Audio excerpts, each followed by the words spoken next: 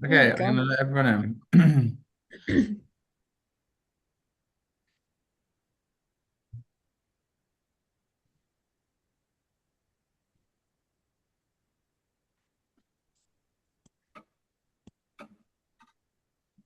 Okay.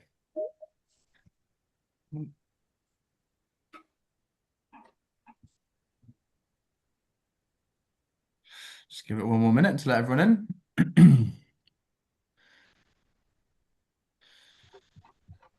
And I think we're good to start. So, thank you everybody for joining us today. It's a lovely sunny day where I am down in London. So, I really appreciate you giving an hour of your time to listen to this webinar. This webinar is being delivered by the Safer Healthcare Biosafety Network as part of our UK HMP safety campaign. The campaign was launched at a parliamentary reception in October 2025 and is trying to unify voices across the UK in support of improving healthcare worker safety standards around handling of hazardous medicinal products. This webinar is the first webinar in a series throughout the year as part of the campaign. We'll also be producing a series of podcasts which cover similar topics as the webinars. So please do share the campaign link, which I'll put in the chat, with your colleagues. I'm delighted to say that our first webinar today, we are joined by two of our key supporters of the campaign, which are the Royal College of Nursing and UKONS. This webinar is all about evidence, practice, and policy change. So, without further ado, I'll hand over to our first speaker, which is Louise Church, who is the Head of Health, Safety, and Wellbeing at the Royal College of Nursing. Thank you, Louise.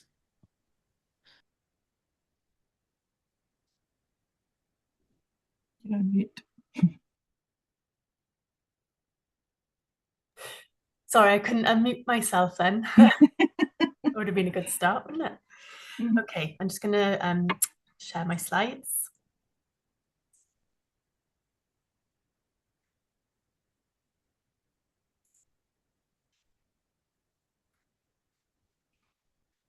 Hopefully everyone can Yes, that's see. fine. Perfect. Oh, yeah. Okay. Good afternoon, everyone. Yeah, I'm Louise. I'm Head of Health, Safety, Wellbeing for the Royal College of Nursing, and it's really great to be here today as part of this webinar to continue to raise the profile and awareness of protecting nursing staff from exposure to hazardous medicinal products. And this is a really important work stream that I am leading on for the RCN. So the first thing to consider is what we actually mean by a hazardous medicinal product, or HMP, as I'm going to say for short. And I appreciate that many of you may already know this, but it's still, I think, a fairly new term being used. And it's important to clarify what we mean by a HMP. It's a catch-all term for pharmaceutical products used for the treatment of a variety of conditions.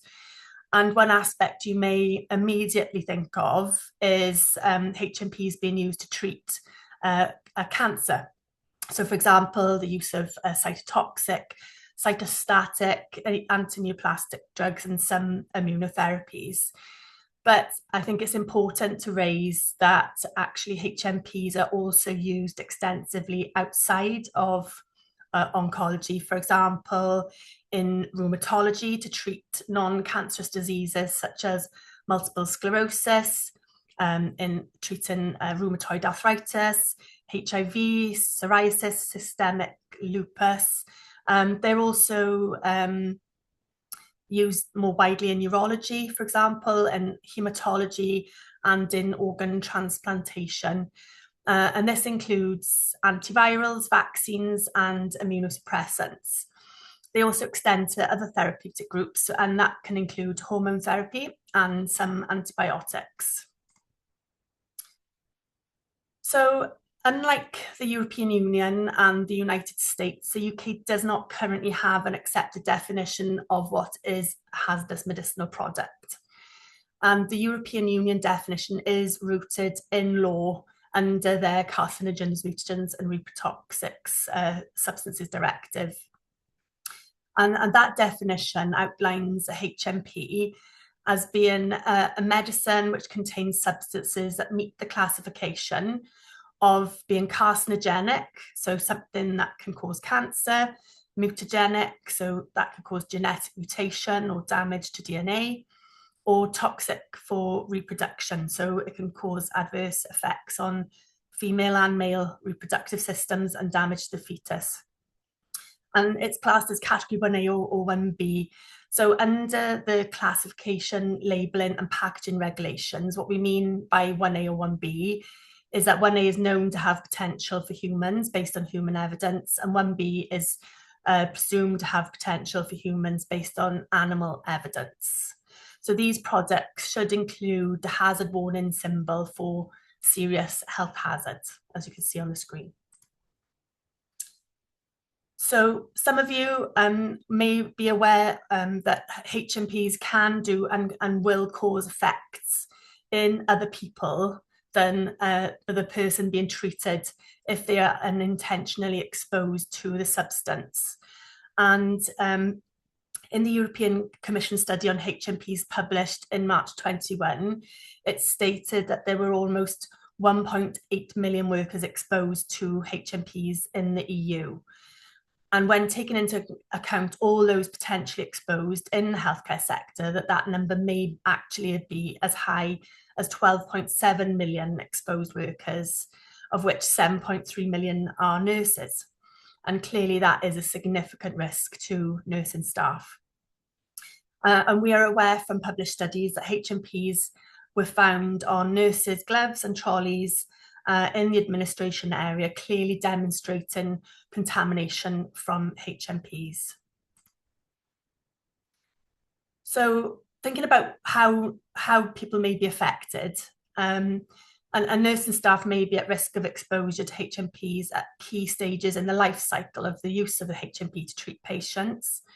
And that can include from preparing them, during administration and through to disposal. And there are also potential risks for nursing staff who care for people who are being treated by HMPs. So these exposure points can be identified and addressed through a robust risk assessment process. But just to give a flavour of the key routes of exposure, there's inhalation through droplets, vapours or powders, which can be the result of spillage or splashing during drug reconstitution. Maybe the use of reconstituting drugs without the use of an isolator or microbiological safety cabinets when spiking IV bags, or through poor disposal practice. Through skin absorption, dermal contact from direct contact with a HMP is one of the most likely routes of exposure. And this could be through spills contaminating a person or the working environment. And studies have found that HMP contamination on IV bags and trays and waste disposal points are also a risk. The risk can also occur through the unsuitable use of personal protective equipment. So people may think they're being protected, but for example, the gloves that they are using may not be suitable for use with chemotherapy drugs. Or there might be a lack of PPE provided when carrying out certain tasks or working in areas where surface contamination is likely. So, for example, we know that not all nurses wear lower arm coverings. And studies have found that the most work surfaces where cytostatic drugs are handled are actually contaminated with those drugs. And as I mentioned, nursing staff that are not working directly with HMPs, so in administering them, may be at potential risk when they are caring for patients who are being treated with them. So that could be when changing bed linen or nursing patients through contact with bodily fluids. There's also a risk through injection, through potential needle stick injuries, and then ingestion, so from poor hand hygiene or storing or consuming food or beverages in areas where there's a high risk of contamination. Again, that's linked to surface contamination. So a little bit around UK legislation and guidance. So in the UK, we do have legislation that requires prevention of exposure to workers to hazardous substances as an absolute duty. And so COSHH does require, the Control of Substances Hazardous to Health regulations, does require exposure to carcinogens and mutagens, so that's HMPs, to be prevented. And where this is not reasonably practicable, to reduce exposure to as low a level as is reasonably practicable. And they specify more detailed control measures for these categories of substances, which includes totally enclosing the process unless it's not reasonably practicable, the prohibition of eating and drinking, cleaning of floors, walls and surfaces, the use of warning signs, and the safe storage, handling and disposal of substances. So these requirements are all in addition to the controls mandated for all hazardous substances, not instead of. However, COSHH does not currently outline the same level of control for carcinogens and mutagens for reprotoxins. There's also a requirement under COSHH to monitor the workplace by relevant means, and that could include surface wipe testing to look for surface contamination, and that can help to identify whether controls put in place are adequate. But at the moment, I'm not convinced that the COSHH regulations are consistently applied, and the control measures for HMPs do vary widely. There are some examples that I've heard of where nursing staff are experiencing difficulty in progressing discussions to implement more robust controls based on the hierarchy of control. For example, in trying to totally enclose a process by using closed system transfer devices. And I've heard that cost is sometimes being used as a reason not to implement those more robust controls, which would then reduce the risk of exposure. And this may mean that nursing staff continue to be exposed to HMPs. I think also the way that risk assessments are being carried out significantly influence the level of control applied. So for example, by bringing together colleagues from nursing, pharmacy, from health and safety, and other specialisms, where they've got the knowledge and experience, can help drive improvements in standards of control and consider the broader risks of exposure to other workers, including nursing staff, like I said, who are caring for patients being treated by HMPs in hospitals or in the community, your cleaners, porters, and transport staff.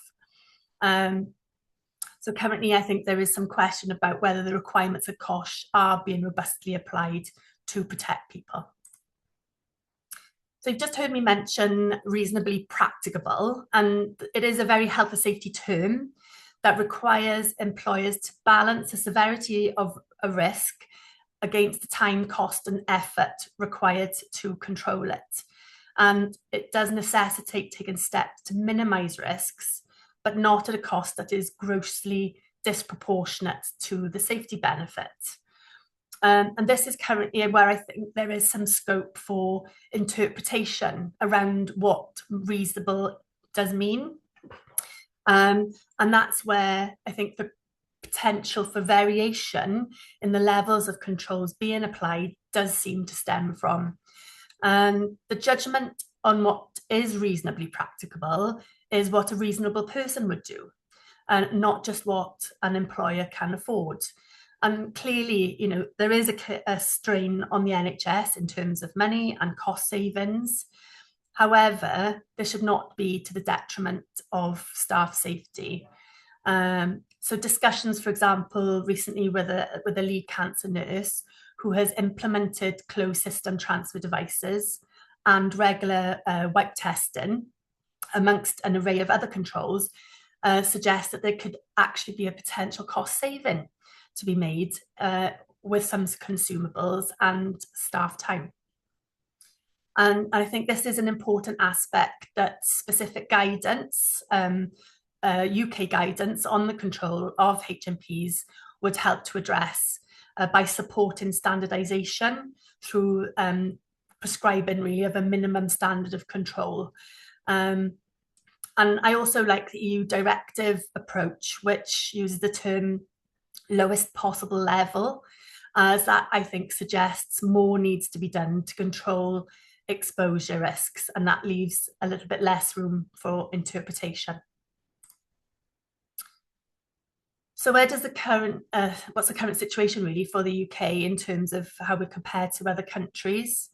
There has been significant work in other countries to progress the agenda around managing exposure to HMPs. I mentioned the European Union. So in March 22, they amended the Carcinogens and Mutagens Directive to include reprotoxins. So it's now the Carcinogens, Mutagens and Reprotoxins Directive. And when they did that, it also provided a definition of what a hazardous medicinal product is. And the new definition, which I've mentioned a few slides ago, specifically provides a broader scope than previous legislation and guidance, which focused mainly on cytotoxic drugs. The EU directive also required the development of an indicative list of dangerous drugs or substances which met the criteria for classification, so as a carcinogen, mutagen, reprotoxin 1A or 1B, and the development of EU guidance. Both of those have now been published in the European Union. The United States has a published list of hazardous drugs, as well as guidance on managing hazardous drug exposure. And the ISOP standards for the safe handling of cytotoxics has also been around for some time and was recently updated. In the UK, currently, we do not have a UK-wide adopted or endorsed definition of HMPs. Neither do we have guidance around the specified minimum standard for managing HMPs in the UK. And I think this lack of framework to provide this clarity and consistency results in the variation of approach to controlling and creates that risk of potential exposure. The use of engineering controls and totally enclosed systems I mentioned is required under COSHH. Pharmacies use isolators or class 2 biological safety cabinets, but it's really rare for these to be seen in nursing areas. So for example, in chemotherapy day units, it's rare for them to be seen. And generally the minimum PPE worn by nursing staff is gloves and a thin apron, and maybe sometimes respiratory protection, but it does vary widely. Clearly, from what I've just said, there's a wealth of information and guidance out there, but what we don't have in the UK is HSE endorsement or a management document of how to pull all of this existing information together. And the current HSE guidance focuses on cytotoxics. So identifying HMPs, there are some issues with the way that they can be easily identified in the supply chain to start considering those robust controls from the point of delivery. So I've mentioned we don't have a list currently in the UK, and that would be that quick go-to reference point to start that identification process. But there are also some other issues in how we can identify hazardous medicinal products. So the retained classification, labelling and packaging regulations do not apply to finished medicinal products for the end user. So for example, tablets in the blister pack, like the ones I put on screen there, the methotrexate, they would not have to carry a warning symbol, like the serious health hazard warning symbol on the packaging. And if we do see some symbols on there, they focus predominantly on cytotoxic medicines and don't identify other types of HMPs. So this is a significant concern, as some HMPs may not be currently easily identifiable due to the lack of clear labelling and therefore may not be flagged as a HMP, resulting in potential risk of exposure. And you might think, that's okay, I'm going to check a safety data sheet. However, manufacturers are not required to provide safety data sheets for finished medicinal products for human use. They're exempt from doing that. So again, the information from a safety data sheet with that vital information may not be available. So why is this important? Because HMPs are used far more widely than just cancer settings. So when in the finished form, they may be administered by nurses or health and social care workers and in the community and in the independent sector. And because they can't be easily identified, these workers may be at risk. You can also see Estrogel there on the screen, and it's something that I use. But it contains estradiol, and that's the primary most potent form of estrogen. So as it's a hormone therapy, it may be a risk to somebody who doesn't require it. So for example, if they were helping a patient to administer that and they weren't wearing the appropriate personal protective equipment.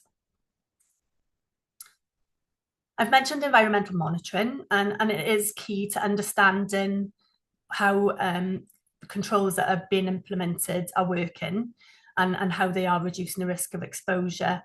And Plan, Do, Check, Act is something you might be familiar with, but it's a framework that HSE uses to explain how health and safety risks should be managed systematically and continuously.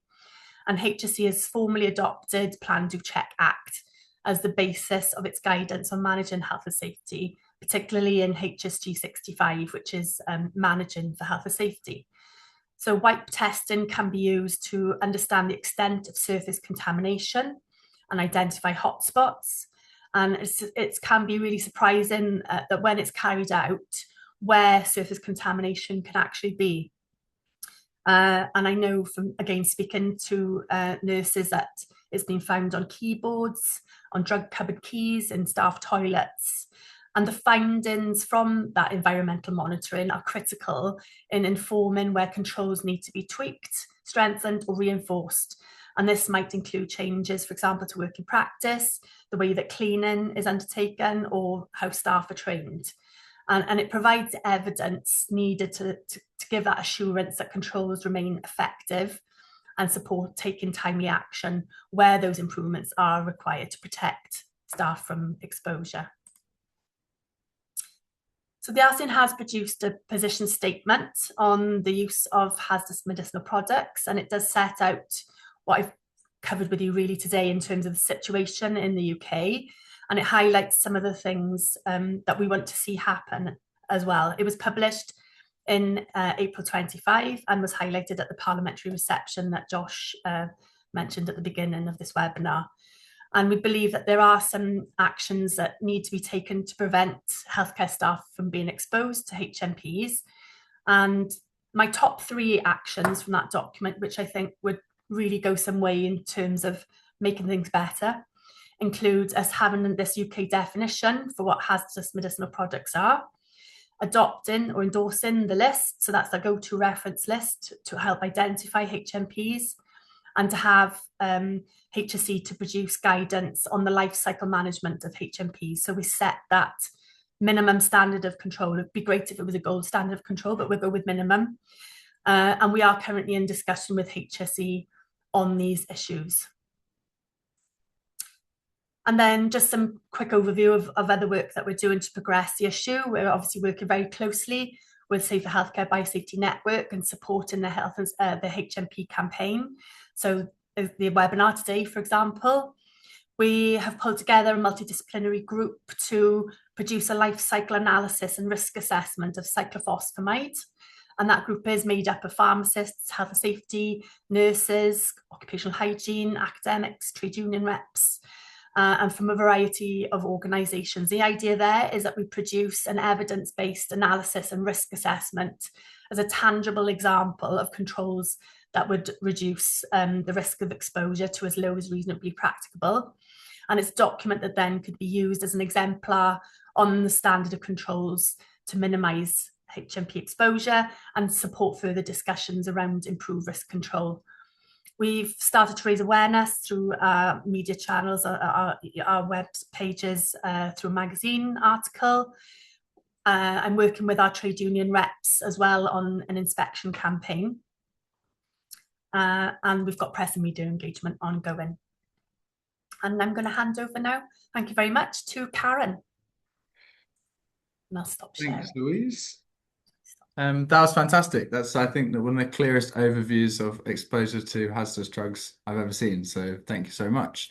If Karen's there, she can prepare her slides. Just to let everyone in the call know, we will have a short moment at the end for Q&A. The chat is open. So now that Louise has finished her presentation, please feel free to write your questions in there, and we'll try to get to them at the end. If Karen is there, I'll just double check. That's it. Yeah, I can't do anything. You've disabled me completely. Not at all. Same with the video. That's happens as well. So sorry. I'll try and fix that now. Can you share your screen? Can share. Yeah. So without further ado, it's a pleasure to hand over to Dr. Karen Campbell, who is a Macmillan Associate Professor in Cancer Nursing at Edinburgh Napier University, and she is also the immediate past president of UKONS. Thank you, Karen. I can't get my video on, so just let you know that I'm not trying to hide from everybody. And thank you very much for asking me to share the evidence that we've been gathering probably for the last 2 to 4 years in different formats, just to help the campaign against this. Bear with me. So this was funded, the original research was funded by the UK Oncology Nursing Society, and it was a commissioned tender, and we've called it the PECAN study because it's about perceptions and understanding of the context of occupational exposure. And specifically to cytotoxic drugs. We didn't actually look at the array of drugs, and I'll go into that later on in the conversation. So this array of research had 3 different components. One was a systematic review, which we tried to get the global essence of what was going on. We did a UK survey which reached about 675 full completions. There were about 800 etc. Participants in the survey, but these were the full ones that we could analyse. And we also did individual interviews. You can see this picture here is actually the framework that we used, and there was an already validated questionnaire that has been used around the globe that we could compare our results, and we've published a number of studies, and I'll go into that as I'm moving along. So this was, we've published the systematic review, and here we found, yes, it's a global problem. There's some countries are more looking into it than others. There is a global health effects profile, so everybody is presenting health effects within their papers, and the framework that we decided to use was used in about 6 out of 38 of the papers. We found, though, that we would change the aspect of the framework to include 3 different levels, so a wee bit like meso, micro and macro. We found that there was different levels of perception, as in cultural, shared and individual, and that'll come out later on when I discuss some other things. Just to say, though, that most of this research that you'll find globally is self-reported. So basically it's mainly people know what they've got to do, they know how to tell you what they've got to do, but actually in practice when you observe them, and there was only 1 or 2 studies, it shows that the the observation of people who filled in a survey, actually, there's a wee bit disparity between the pair. And that's down to the chaos of the environment within which they are doing their clinical practice. So try and keep these things in mind: chaos in clinical practice and how people actually put their safety first. So this is just to show you that we did have both males and females filling in this survey. These were the kind of questions that we asked, all about knowledge of hazard, self-efficacy, perceived barriers, perceived risk, interpersonal influence, their perceived conflicts of interest, and overall, how did this impact on the work safety? What was the accessibility of PPE, etc. So when we were being able to compare this with our global colleagues, what we found is that actually, in comparison to some of the other studies, we actually have a lower perceived barriers within the UK. We've got a lower conflict of interest, so there's nothing really telling us not to wear our PPE, etc. We've got a lower perceived risk within in general of our environment, and we've got a higher workplace safety other than the US. So the US is kind of trumping us, well, here's a thing for you, trumping it compared to us. So what does it look like in the workplace? I think that was the major thing that this survey did, and allowed us actually to instigate going to the RCN and looking at, what does this look like in practice? So we did get a good distribution across the UK. We have the devolved healthcare nations there. We had a good spread from private hospitals, district generals, and the major cancer centres. So we felt that we'd get a good distribution for the research. What was really interesting is, and again, keep this in your head, is that the majority of people working in this environment are between 21 and 40, and actually in the midst of their reproductive years. So when we're thinking back to Louise's talk, it's about thinking about the people that are actually working there and what are they at risk of if they are exposed. So reprotoxins are a major part of thinking about this.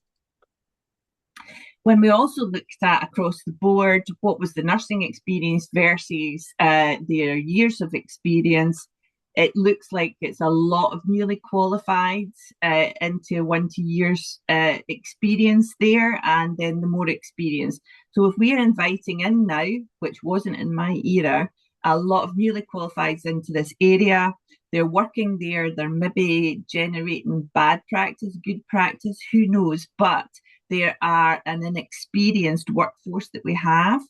Also thinking about societally, if the majority are women and you're also eager to please to get promotion or keep in your job, then you're not actually using your voice against health and safety either. So there's some of the complexities of this arena. It's just not simply put on your PPE.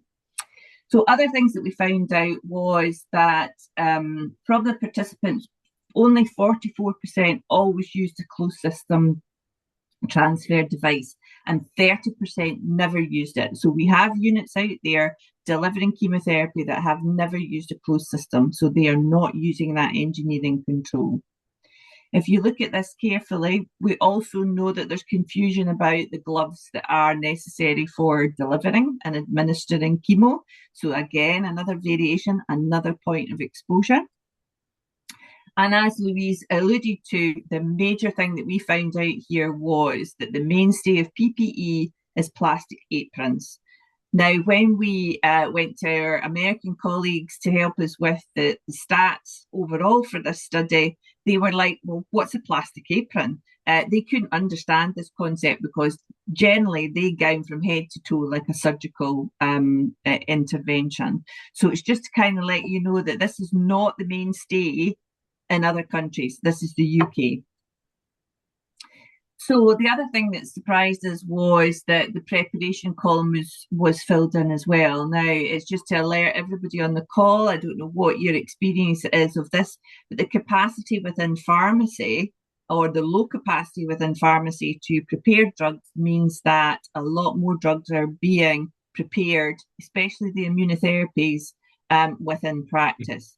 Now, although they are not the same as cytotoxins, they still do have reproductive consequences if exposed to them. So we need to keep that in mind. So it's just to show you where these are published. What we actually found out was there is still a very divided community, and that's what's causing the disruption within practice. Is not everybody is signed up to this. Some people think we're creating a problem. Other people think that we're not adhering to international standards, or they've gone from one unit that does it really well to one unit that does it really badly. So the standards are very, very variable across the piece. People are reporting health effects. Now, what I would say here is we did not give a list to tick. It was an open question, and these people came up with this. So a lot of them are immediate effects: headaches, hair loss, skin irritation. But we've also got a frequency of miscarriages being reported as well. Now, we can't directly say that this is what's causing it, but these people feel that these health effects are being associated with their administration of chemo to patients. There seems to be a bigger emphasis on the major spill within the wards, training, simulation, etc., but less of importance is the drip, drip, drip every day. Again, the next publication. People were very worried about that we haven't quite nailed down the guidance on pregnancy within the units. And I think this is because people are given a choice. They're given a choice as to whether they want to continue working or not. And that is up for debate. And I think we will discuss and debate this as we're going along in this campaign. So we've got good and bad organisations. We've got organisations here in the black, people, the management don't really care about the staff, and actually it's more about the health and well-being of the patient, to the good organisations that are pretty good at looking after the staff, and the managers support them really well.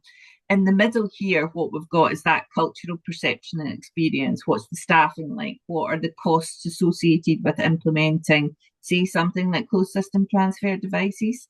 And as Louise alluded to before, it shouldn't be about cost. It should be about the health and well-being of the staff.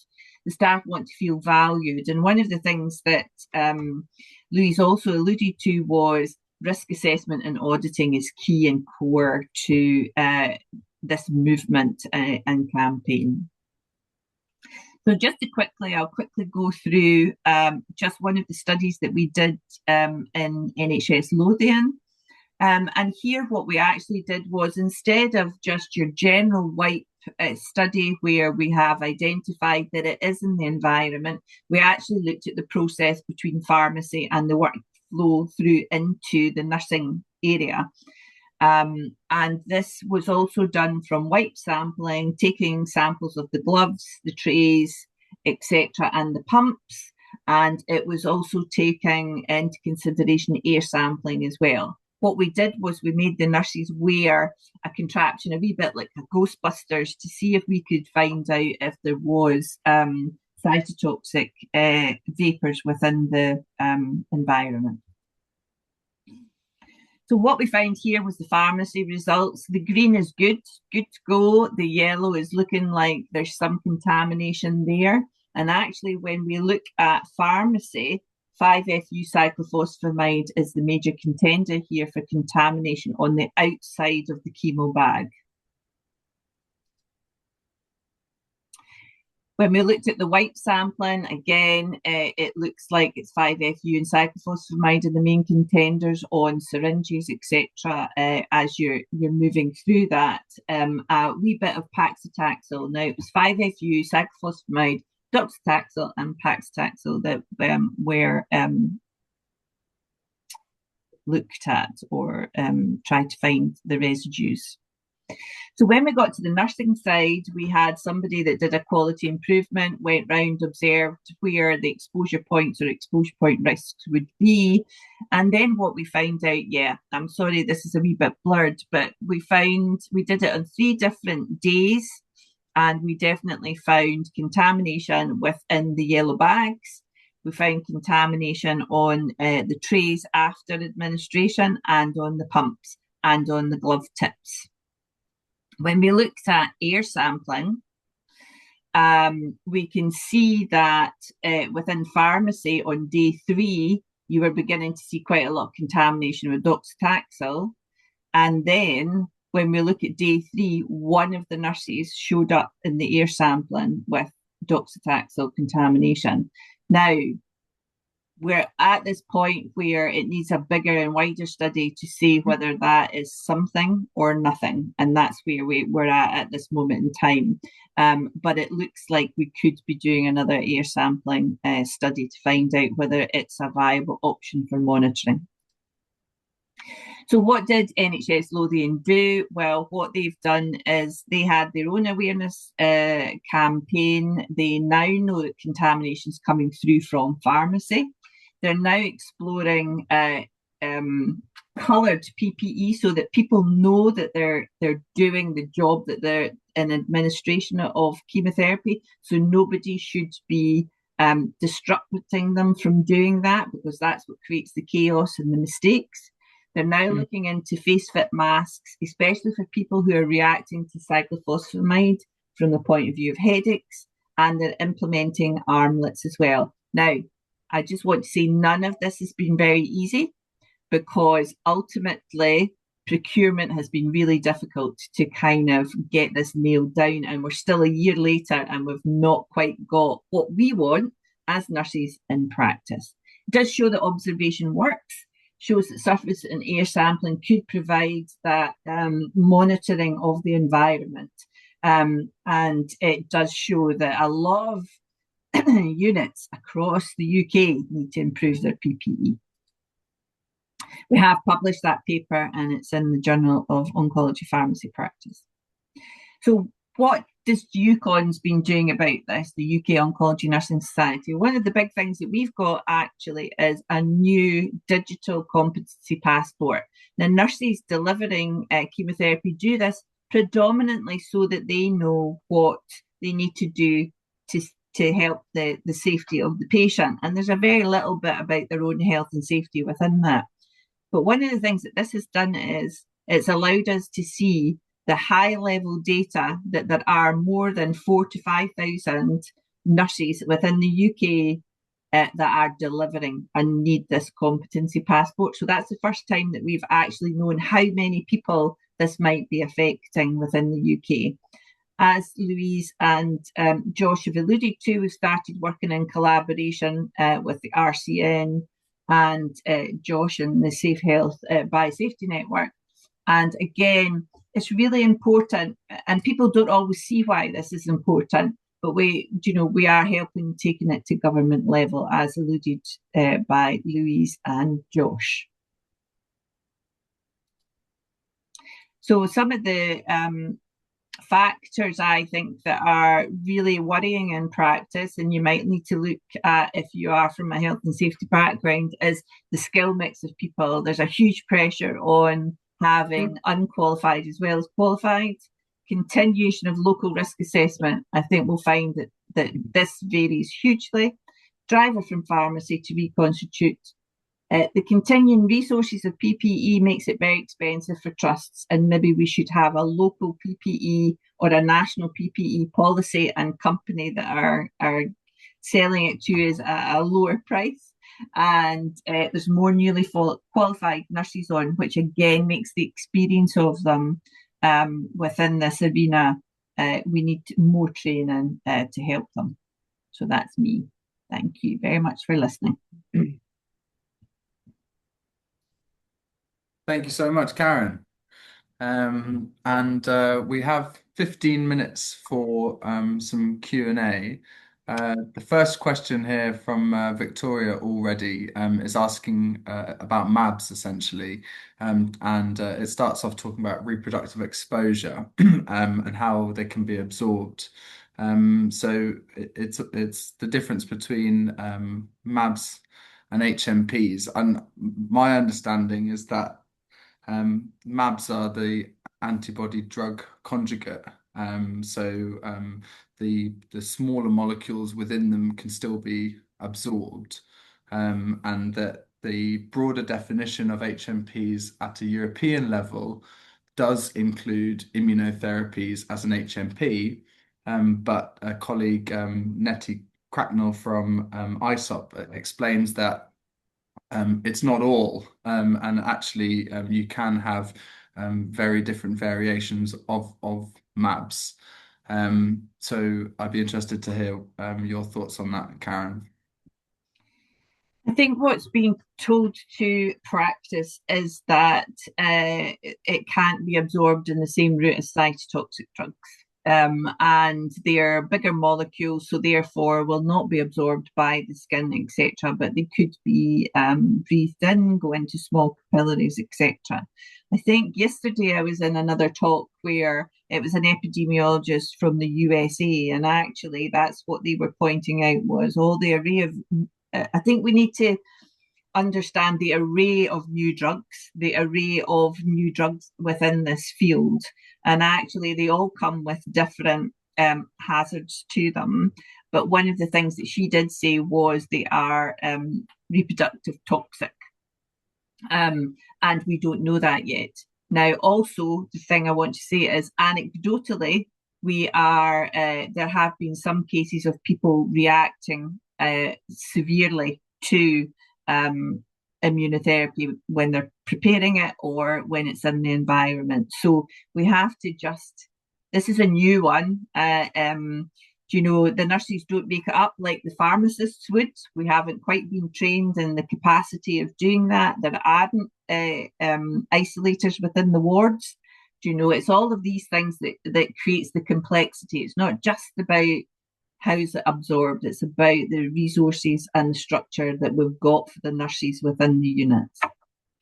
Thanks, Karen. And I'm just reading through the chat here. I think it's assuming that MABs should be constituted in the pharmacy, but then it's also the definition of what constitutes one. But if you classify it as hazardous, then it's not that every MAB needs a CSTD, but any product classified as hazardous should sit within the same hierarchy of controls as a cytotoxic, and so engineering controls should be required. Someone's also mentioned about including pharmacy. So the Safer Healthcare Biosafety Network campaign, we're currently working very closely with BOPA and ISOP and the SACT board through UKONS to ensure that the pharmacy side is included. A question for Louise. The RCM position paper identifies the absence of a UK national HMP definition as a gap. What practical difference would a clear national definition make to nursing staff on the ground? Thanks. Oh, there we go. I thought I couldn't unmute myself then. It's a good question. I think that in terms of hazardous medicinal products, the focus has been, I think we've said, on cytotoxics. And actually, there's a much broader scope in terms of what HMPs are. So having that definition widens the scope, I think, in terms of employers' understanding around what potentially is hazardous for their staff and looking at that risk assessment process and robust control. So, for example, I put Estrogel up on the screen as an example of that, which is outside of cancer care. And, people that I've spoken to didn't realise that would actually fall under the definition of a HMP because it's a reprotoxin. So, where you've got nurses administering these sorts of drugs outside of cancer care, then they need to know that they are hazardous and then they need to be protected. But it's driving up improvements in standards generally across the scope of HMPs. That's what we're trying to do. I hope that answers your question. Thank you, Louise.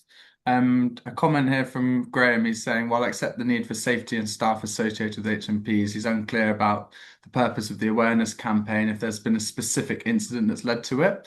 I would argue it's not a specific incident. I think it's the culmination of many incidents over time. Most recently would be Karen's specific research in the UK, the RCN publishing their position paper. And from our perspective, which is one of policy, looking at how the US has progressed and now the EU with the CMR directive, the UK is clearly falling behind when it comes to implementation of health and safety.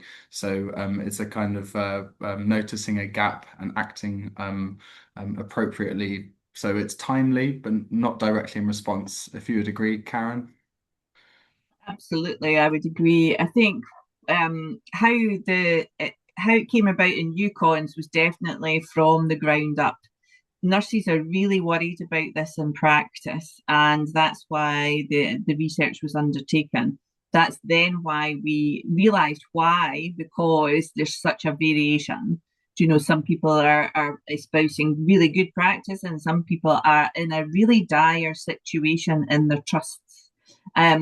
When it came to the individual interviews, you could hear people talking about hair loss, etc. Now, it wasn't just happening to them, it was happening to the whole team. That's just not something that should be happening to everybody. So it is coming from the ground up, and we are generating that evidence. I know it appears anecdotal, but it's happening for some people. And I think one of the things I would like to say is, please just remember that nurses are not educated in drugs and necessarily the key actions and mechanisms of them unless they're prescribers. You are actually asking quite a lot of newly qualified nurses to probably perform things like this. So they might just not have the knowledge that you think they do. It's not that they can't do the job properly. It's the fact that they maybe just don't have the knowledge to do that. And I would welcome a lot of collaboration between pharmacists and their nursing teams to get this sorted and keep them safe. Thank you. And that leads on to another comment, which was, does more need to be done with the pharmacist as the producer of the therapies to ensure that the downstream users and nurses are protected? And something I keep seeing more and more of is containment at source, remove the problem from the beginning. Yeah. This goes on to where do you draw the line of exposure? If there is exposure at the beginning, that can then lead to secondary exposure, ancillary staff, cleaning staff, porters throughout a hospital, not just in the ward. Yeah. Some other comments are a question about new drugs, the number of new drugs coming out all the time. We don't necessarily know the risks. This is one issue with producing a list of HMPs at a European level. Within 6 months or a year, that list might be outdated, and keeping that up to date. I don't think that removes the importance of having a list, but it is an issue to work through, especially with the rate at which new drugs are coming out. Another question for Louise. Would the RCN like to see mandatory surface monitoring? And again, I think I've accidentally muted you. There you go. It's mandated if COSHH is properly applied. But I think that we would like to see it more explicitly detailed in guidance around the management of HMPs. So that's where the focus would be. Thank you. Another point here about how cytotoxics are made in an aseptic unit in pharmacy, and they can be wiped before getting to the unit. But then Alison's pointed out, and there has been studies that show that they're actually leaving the pharmacy contaminated on the outside. So while a pharmacist might be using a cabinet and whatever mechanical engineering controls to protect themselves, the drug might then leave. I mean, that's what I've just presented. The workflow right through from pharmacy, it comes into the unit. But the nurses don't realise that they're being exposed by putting their hand in that storage bag or whatever, So I think in an ideal situation, all of this would work, And I think what I would ask people to see, you're sitting there and your practice within your area, but that's not always the practice everywhere else. And that's what I'm trying to get over, is the variation. Yeah. 2 points here. One is a question from Wendy asking about the recommendation for the frequency of deep cleaning out of patient SACT units. And another point, which is reasonably similar, is Tim saying that for a variety of reasons, he doesn't believe that the use of isolators or BSCs in clinical areas would be reasonable, practical, achievable, effective measure. So the first question on cleaning, and then second question about what might be some alternatives. That to me or Louise? Louise, perhaps? Yeah.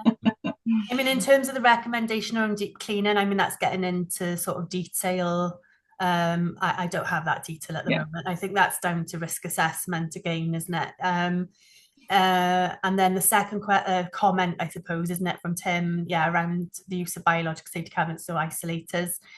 That's a fair comment. It comes back to risk assessment, doesn't it? It depends what those clinical staff are having to do in that area, and what the precautions and controls are that they need in order to be able to do it safely. So if they're not doing certain activities that require the use of totally enclosed system or partially enclosed systems, then fine. But if they are doing things that potentially expose them to substances, then they should have some form of engineering control that protects them. What that might be is deemed in risk assessment.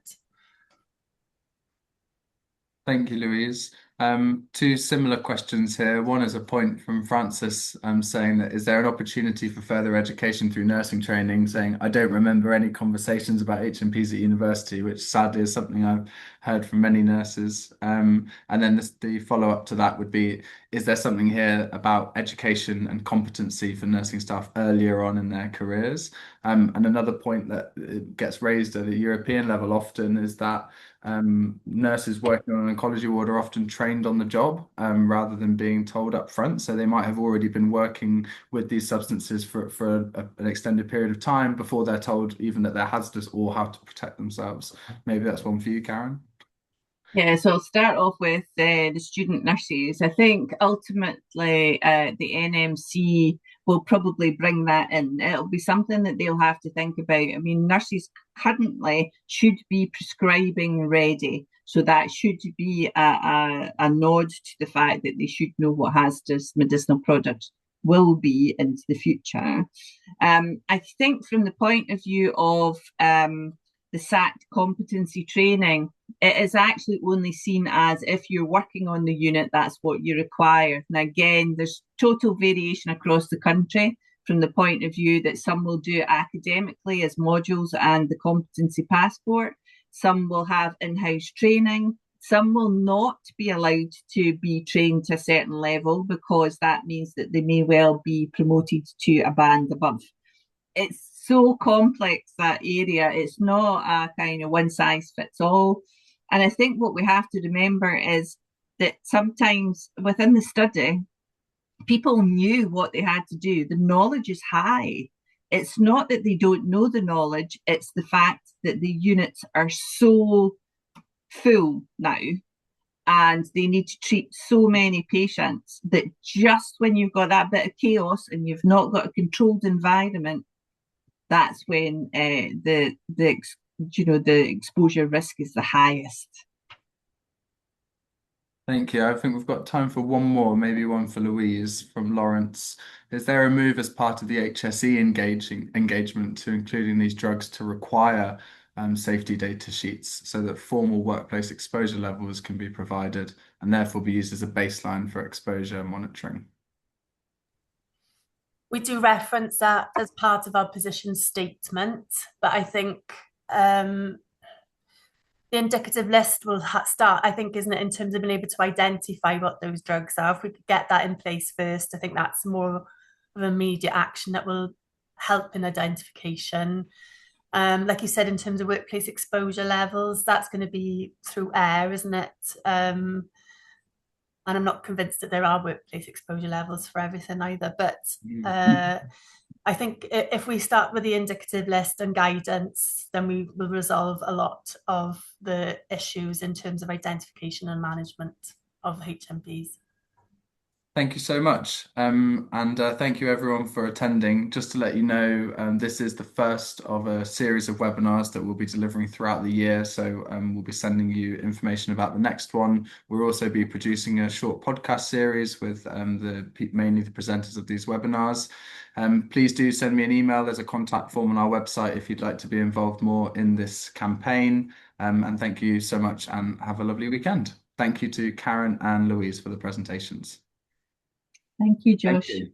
Goodbye. Bye-bye.